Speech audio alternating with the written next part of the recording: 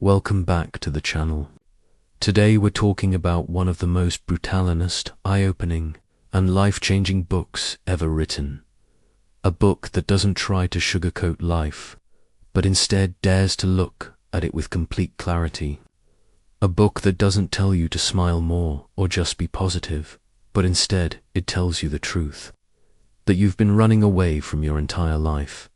You don't have to care about everything. You don't need to be perfect.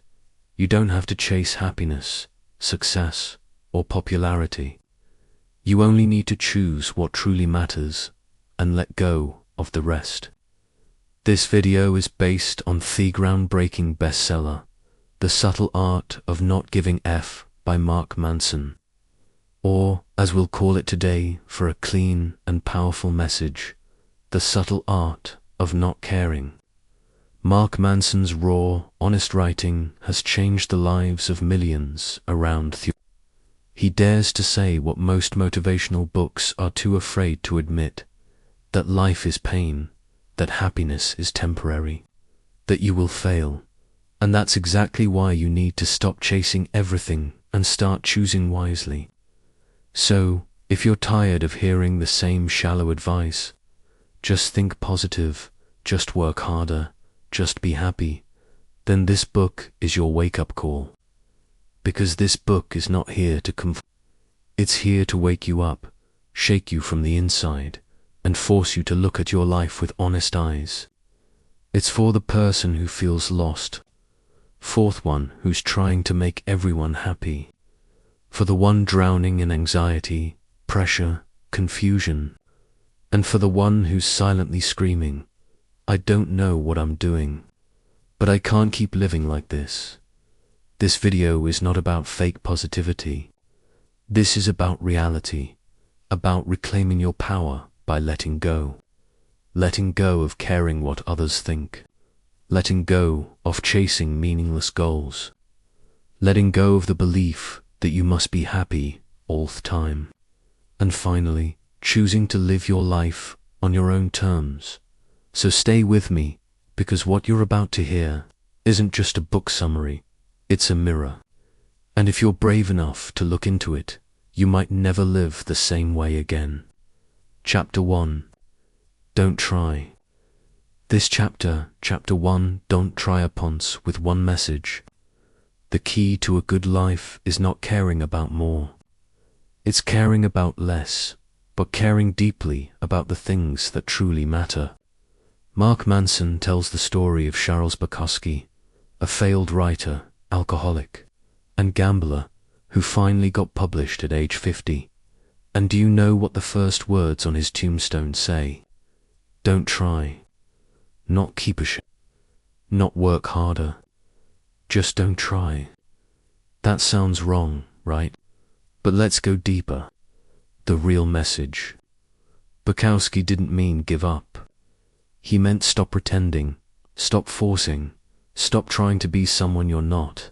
You're exhausted, not because you're lazy, but because you're trying to be perfect in everything. You want to look perfect, speak perfectly, be liked by everyone, be productive all day, smile all that time, be rich, happy, admired, envied, smart. But do you even care about any Or are you just trying because the world told you you must? We live in a world that says, try harder, grind harder, be better, be more. But here's the honest truth this chapter gives you. The more you chase being better, the more you tell yourself you're not enough. Trying too hard to be perfect, positive, rich, famous, admired actually a sign that you don't love yourself. It's a form of insecurity dressed as ambition. Let's say there's a girl named Emily.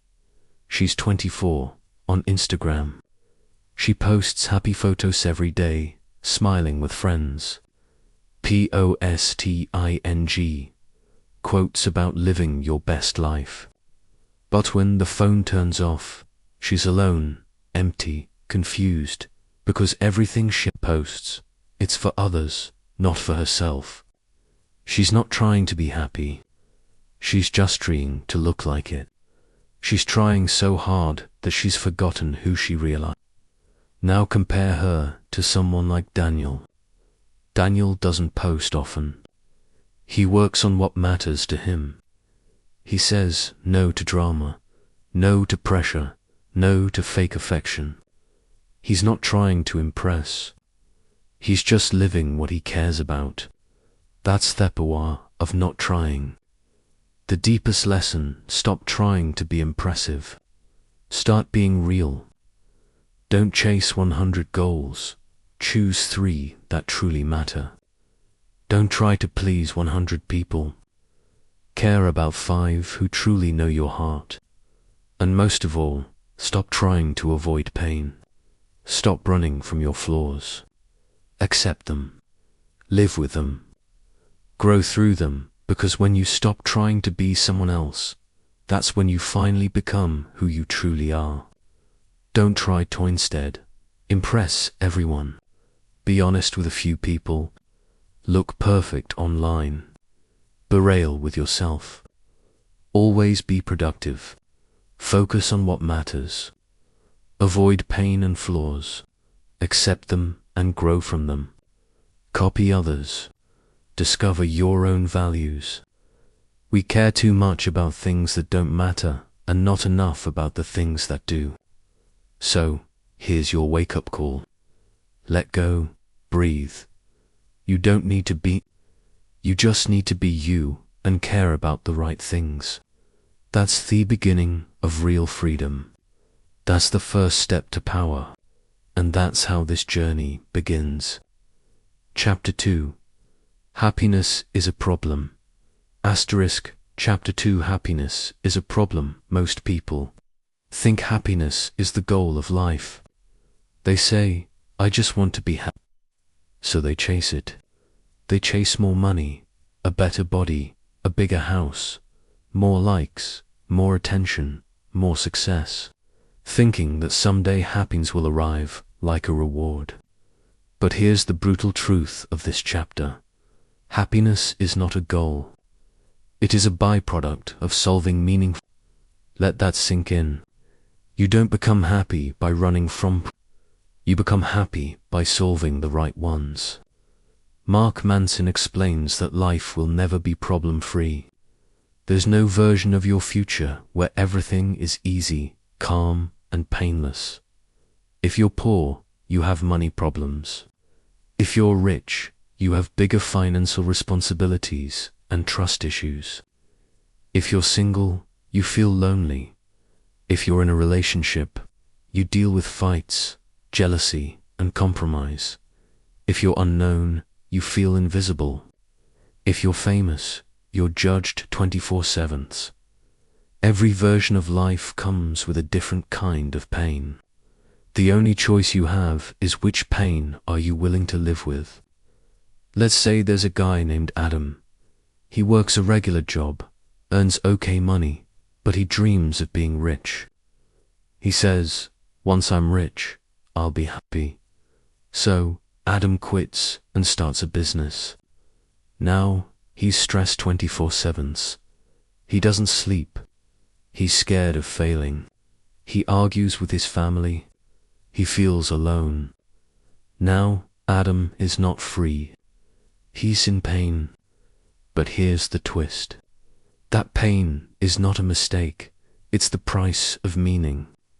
If Adam is solving a problem he cares about, if he's building something that matters to him, then that pain becomes fuel.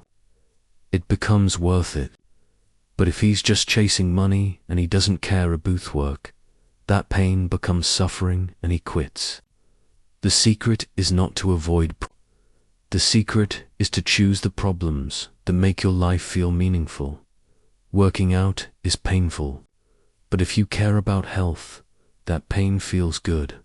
Writing a book is hard, but if you care about your story, that pain feels both. Raising a child is stressful, but if you care about love, that stress becomes worth it. Happiness means no problems. Life always has problems. If I get rich, I'll be happy. More money or different problems. Success ends my pain. Success brings new. Happiness comes from outside. Happiness comes from solving what matters. The question to ask yourself: what pain am I willing to suffer for? What problems feel worth solving every single day? That's your path. That's your happiness. Not in escape, not in perfection, but in meaningful struggle. The quality of your life is determined by the quality of your problems. So don't chase a pain-free life. Chase a purposeful life. Choose better problems and happiness will follow you silently, not as a goal, but as a result. Chapter 3. You are not special. 3. You are not special.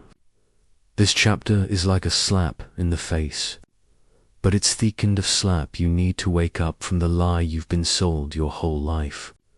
We've all been told, you're amazing, you can be anything.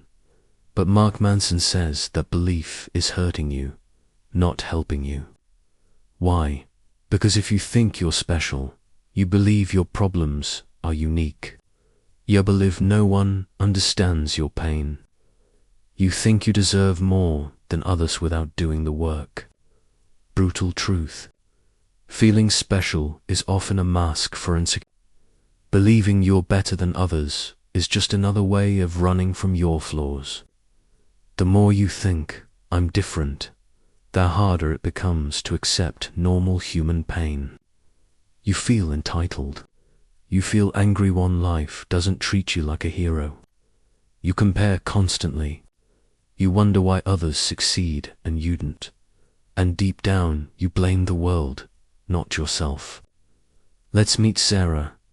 She grew up being told, you're special. She was praised for every little thing.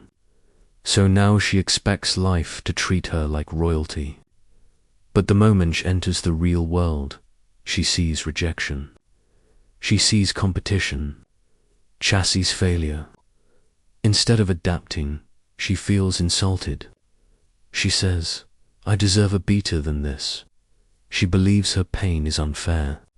But here's the truth. No one is immune to pain. No one is too special for struggle. Believing you're special actually makes it harder to grow because you refuse to face your weaknesses. Humility equals power. The moment you accept that you are not special, that is the moment you finally become free. You realize you're not above hard work. You're not entitled to success. You're just like everyone else, a human being trying to figure life out. And that's beautiful. I'm too special to fail. Failure is normal for everyone. No one understands me. Your pain is part of being human. I deserve success easily. You must earn it just like everyone. I'm different from others. You are human just like the rest. When you let go of being special, you stop chasing attention. You stop needing. You start focusing on what actually matters. Your values, your growth, your choices. You become grounded. You become responsible, and you become real. Once you accept that you are not special, you can start building a life that actually is. Let go of ego. Let go of entitlement. Embrace your flaws. Be normal. Be honest. Be human. That's where your true strength begins. Chapter 4. The value of suffering. Chapter 4. The value of suffering. Who you are is defined by what you're willing to struggle for. This chapter takes a hard, unfiltered look at pain, not as a punishment, but as a compass.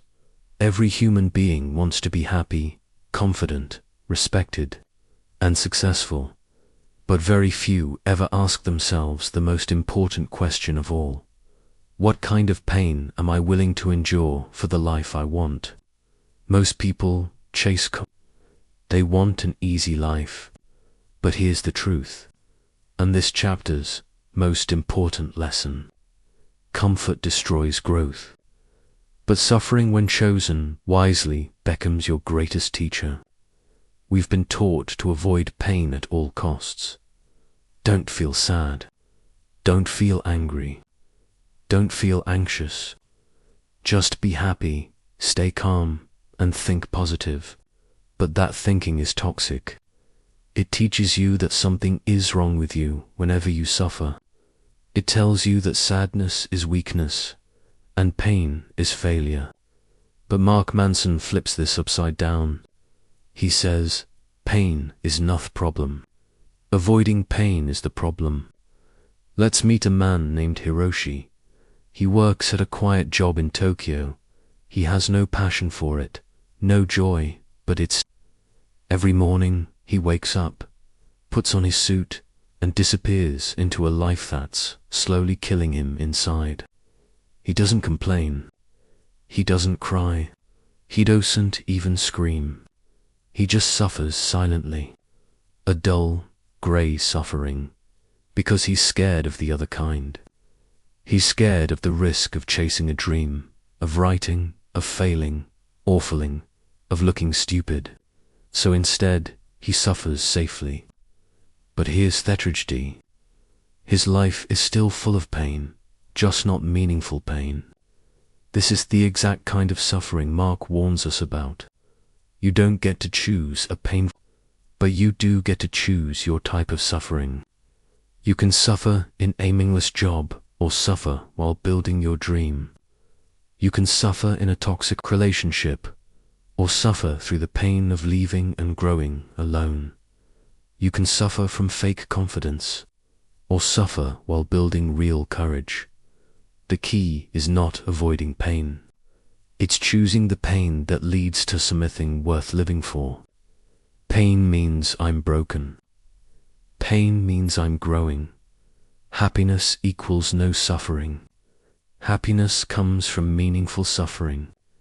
If I avoid pain, I'll be a... If you avoid pain, you avoid growth. Struggle is bad. Struggle is necessary for building your values. What pain in my life is teaching me something meaningful? Don't run from it. Face it, learn from it. Let it shape you, because your pain has a purpose. If you're willing to look directly into it, that pain can give birth to a version of you that nothing in the world can break. What we choose to care about, what we're willing to suffer for, defines who we are. So don't ask, how can I avoid pain? Ask, what am I willing to suffer for that will make me proud at the end of my life? Now, let's keep going, because what comes next will shake your beliefs even more. Chapter 5. You are always choosing. Chapter 5. You are always choosing. Everything you do, everything you feel, everything you are is a choice. This chapter teaches a radical truth. Even when you feel powerless, you are still choosing. Even when life feels out of control, your reaction is still yours. Most people don't want to hear this. They want to believe that their suffering is someone else's fault, that their failure is because of the world, that their sadness is caused by others. But Mark Manson challenges you to take complete ownership, not just for your actions, but for your reactions, emotions, and identity. During World War II, Viktor Frankl was sent to a concentration camp.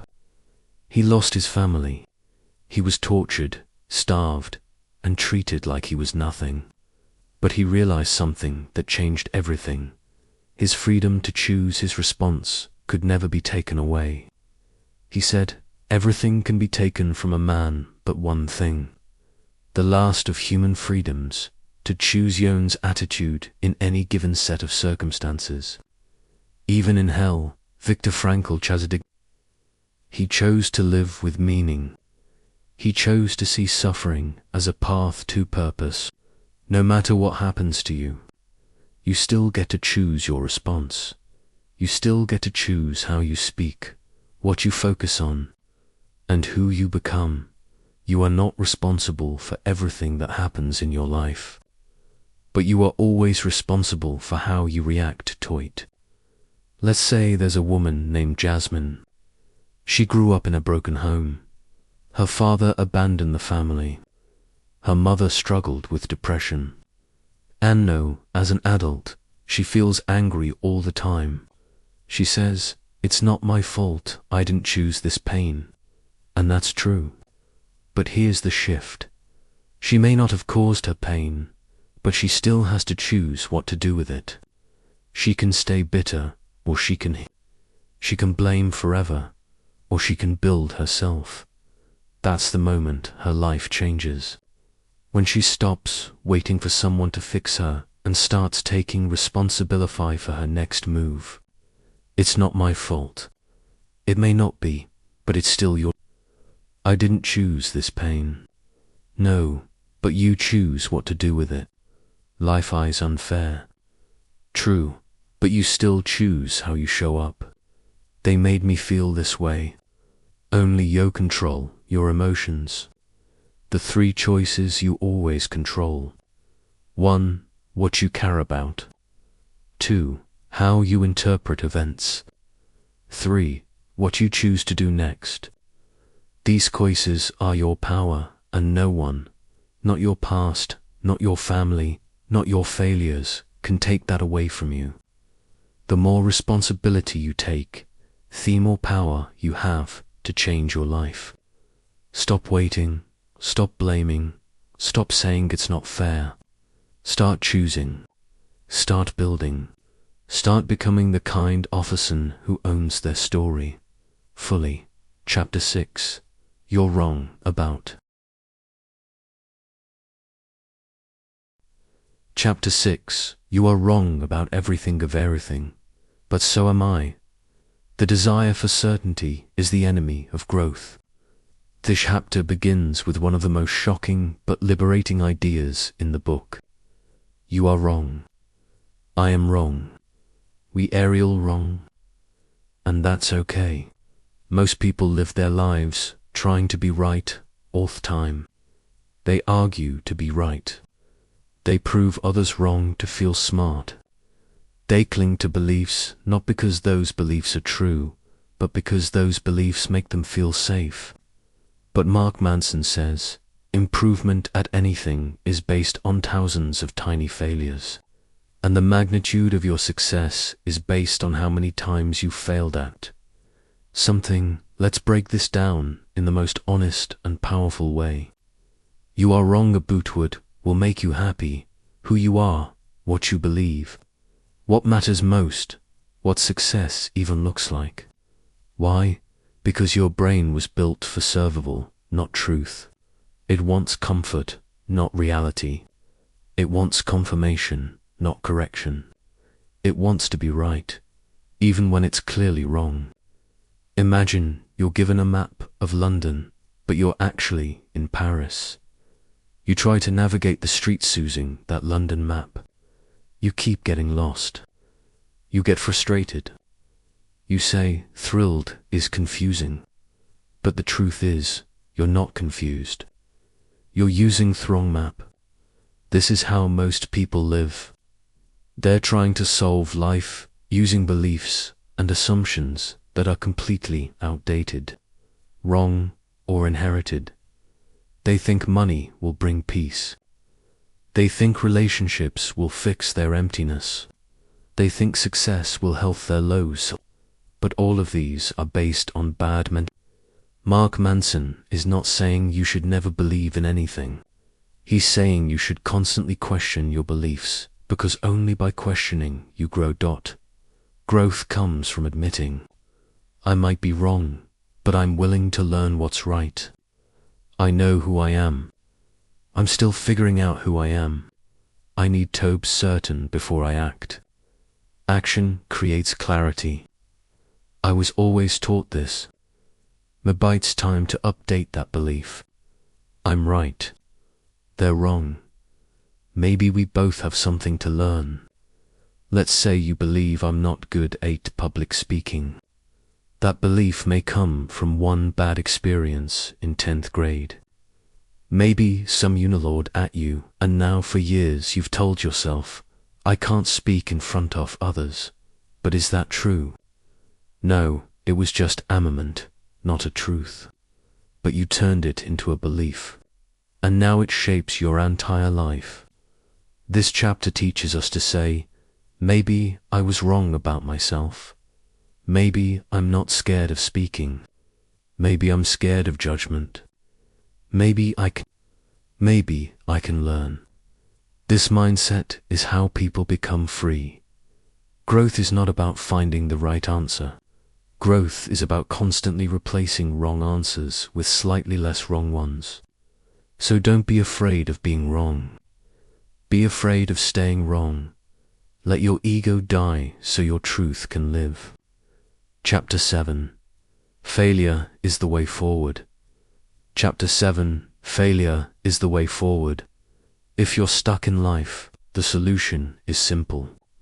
Fail more, fail faster, fail faster word.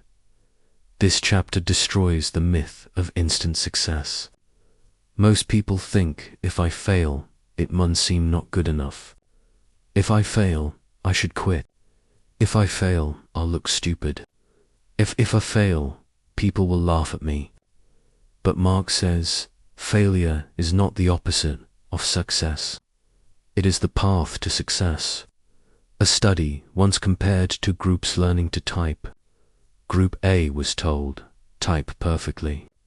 Avoid mistakes. Group boys told, type fast. Make mistakes. Just keep going. Guess who? Group B, because the more they failed, the more they learned. They got immediate feedback. They didn't get stuck. They got better by doing, not by waiting to be perfect. Most people are stuck because they don't begin. They say things like, I'm not ready. I need more information. What if I fail? So, they keep planning. They keep watching. They keep waiting. And life passes them by. But the chapter teaches the only way to build confidence is to act before you feel ready.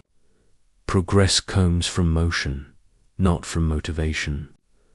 Every success you admire, every author, artist, entrepreneur, or athlete is the result of thousands of invisible failures. You see their highlight reel, but you don't see the rejected manuscripts, the lost clients, the sleepless nights, the failed products, the public embarrassment. Yet they kept going, not because they were fearless, but because they were willing to fail for what mattered. I should avoid failure.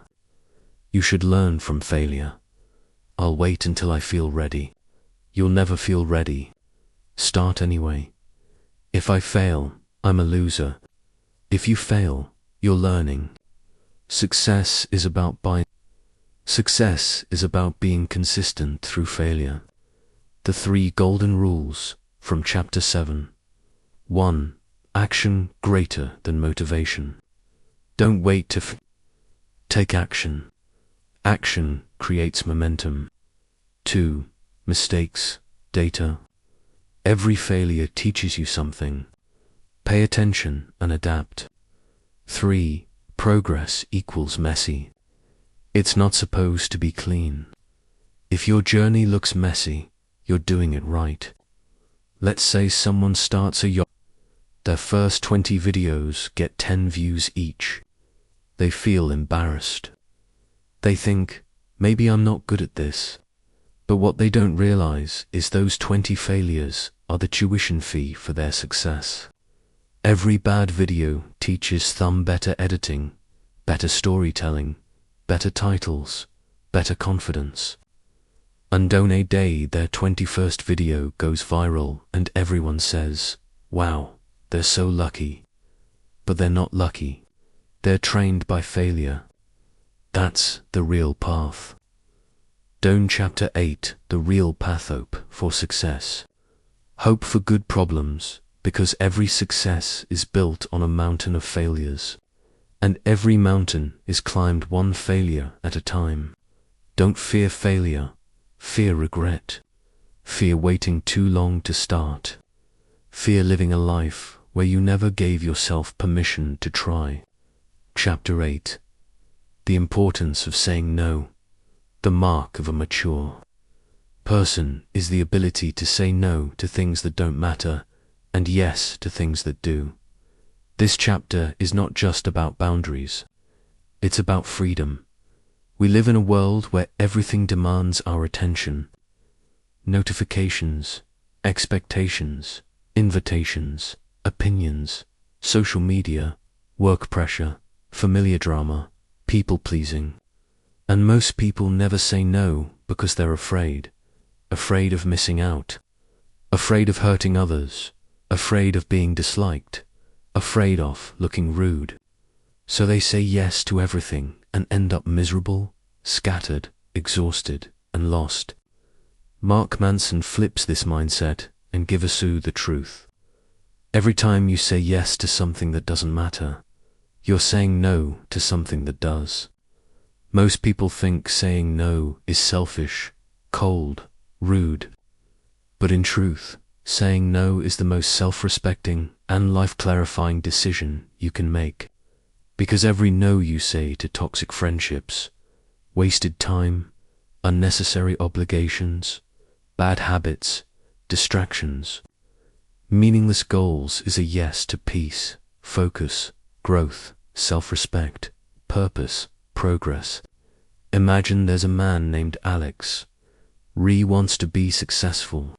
He's skinned helpful and always says yes. His boss asks, "Can you do this extra task tonight?" He says yes.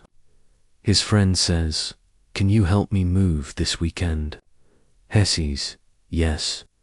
A cousin invites him to a boring wedding. He says yes. Everyone loves him. But inside, Ray is drowning.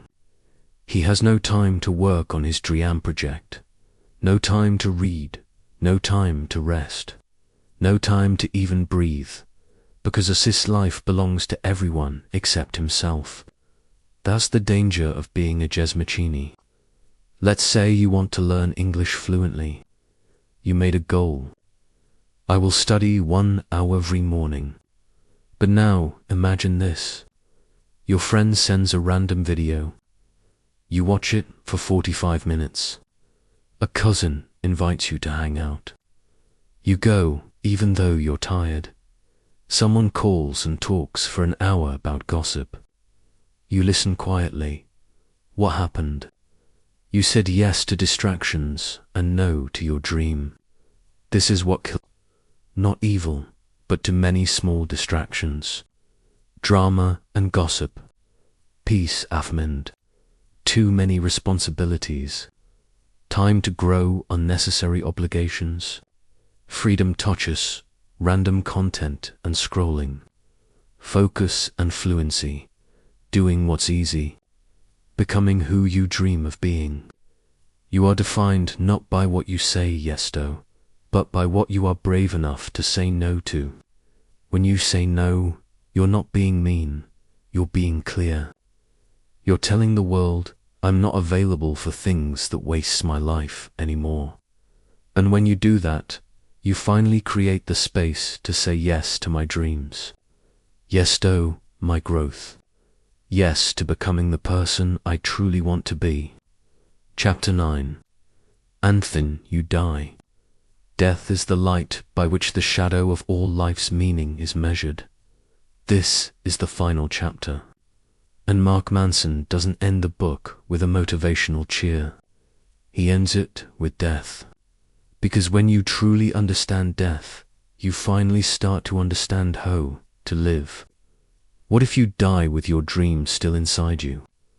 This chapter forces you to confront what most people avoid, that you are not immortal, that one day you'll be gone, that all your worries, fears, doubts, overthinking, and pride will mean nothing when you're gone. But instead of depressing you, this chapter does the opposite. It makes you wake up. It makes you ask, what am I doing with this one short, beautiful life? Walk through a cemetery. Every tombstone has a name, a birth year, a death year, and one small in the middle, a dash. That dash, it represents everything. Everything they ever did, everything they ever felt. All the love, pain, memories, success, failure, all in that dash. Now, ask yourself, what will my dash represent? Will it represent fear? Or will it represent courage? Will it be filled with distractions? Or will it be filled with purpose? Will it say they wasted their time? Or will it say they lived fully and left something behind? Imagine you had a story to write, a novel the world needs. You say, I'll write it someday. But someday, you stay busy. You keep delaying. And then life ends, and that story deaths with you. Now replace story with your dream, your love, your truth, your art.